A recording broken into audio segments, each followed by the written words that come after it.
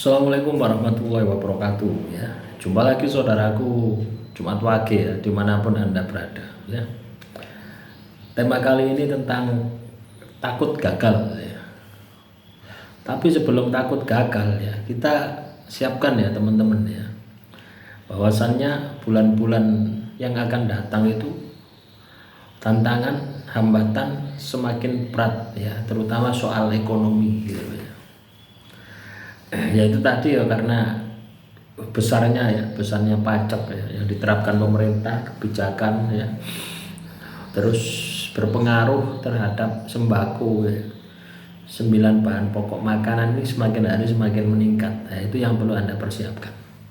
Ini juga masih ada hubungannya dengan pertanyaan saudara kita ya.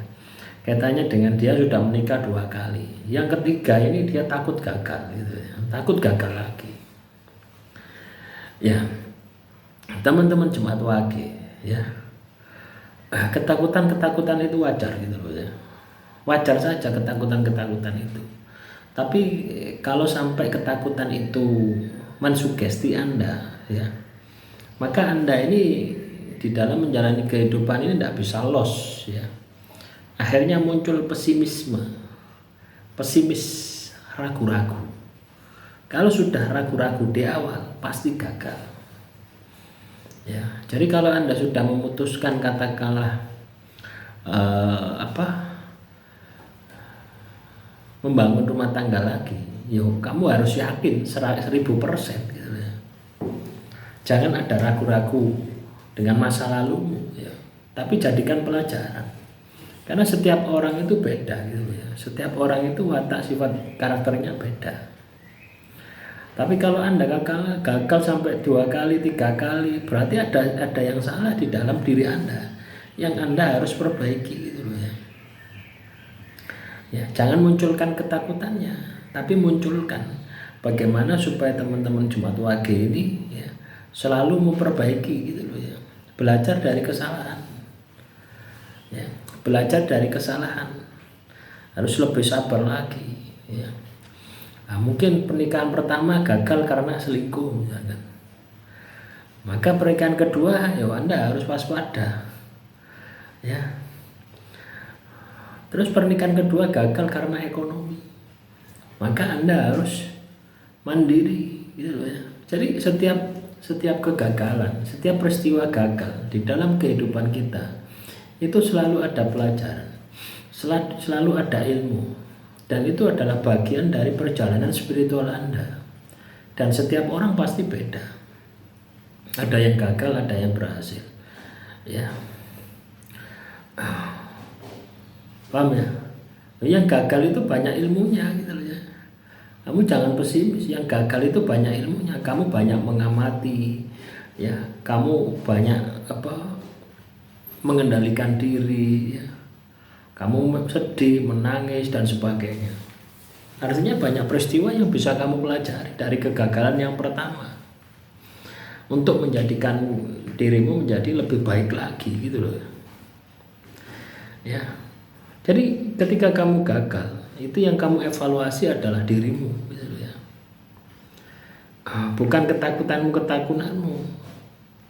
Ya. Kadang kita itu pingin pasangan kita itu perfect ya. Pingin pasangan kita itu sempurna, tapi tidak melihat diri kita itu gitu. Diri kita itu sudah sempurna enggak gitu ya.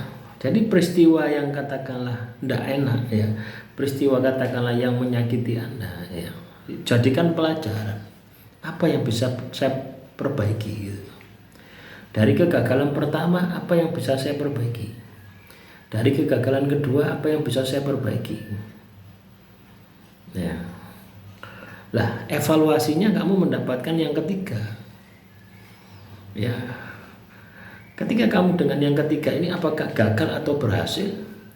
Itulah hasil ya, dari perbaikanmu di pertama dan kedua. Ya. Ya. Paham ya? Jadi tidak perlu takut ya. Pertama yang perlu kamu perhatikan adalah bagaimana supaya kamu bisa menghilangkan keraguan-raguan itu ya. Keraguan-raguan di dalam dirimu itu loh, itu harus harus bisa hilang. Ya. Kalau keraguan-keraguan itu tidak bisa hilang, ya pasti gagal. Karena Anda mensugesti diri Anda. Ibarat Anda ini kena mental block. Ya. Tahu mental block? Anda sudah mensugesti bahwasanya Anda gagal. Padahal Anda belum gagal. Ya. Saya pernah melihat ya di mana itu ya, di pusat latihan tempur ya di Malang Selatan. Ya. Jika ragu-ragu sebaiknya kembali pulang. Ya karena apa? Gagal. Lebih baik mandi darah di medan latihan daripada mandi darah di pertempuran. Nah, itu adalah sebuah motivasi yang sangat membangun gitu. Jadi kalau kamu ragu-ragu di awal, wah, saya takut, muncul ketakutan, pasti gagal. Hilangkan ketakutan itu. Ya, jadi kalau kamu mau membentuk rumah tangga yang baru, hilangkan trauma masa lalumu. Gitu. Ya, ketakutanmu, karena setiap orang beda. Ya. Coba bandingkan ya, pasanganmu yang pertama dengan yang kedua, pasti beda. Ya, sifat, watak, karakter, perilakunya beda, rezekinya pun juga beda. Ya. Nah, tinggal bagaimana Anda menyikapi, ya, bagaimana supaya Anda mampu beradaptasi dengan pasangan yang baru dengan segala kelemahan dan kelebihannya. Dan yang saya tekankan di sini adalah dirimu, gitu ya. Dirimu harus lebih baik daripada sebelum-sebelumnya. Sampai kamu punya keyakinan dan tidak ada keraguan-keraguan sama sekali. Ketika keraguanmu itu hilang, maka saya ya pasti akan berhasil. Ya. Tapi tidak perlu dipikir sampai jauh-jauh ya teman-teman. Ya, kita hidup itu berpasang-pasangan itu ya juga tidak abadi ya teman-teman. Ya dah, mungkin 10 tahun, 20 tahun, 30 tahun ya salah satu meninggal dunia. Misalnya saat ini Anda umur 40 ya, pasangan Anda umur 30 ya, 20 tahun lagi umur 60 Anda meninggal dunia, kan sudah bisa. Ya, jadi nikmati yang ada. Bagaimana kamu punya pasangan, jangan hanya mikir nafsu saja ya.